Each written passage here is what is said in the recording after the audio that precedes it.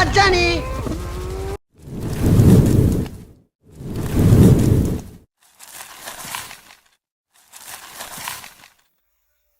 கேட்ட பார்த்தாலே பயமா இருக்கு.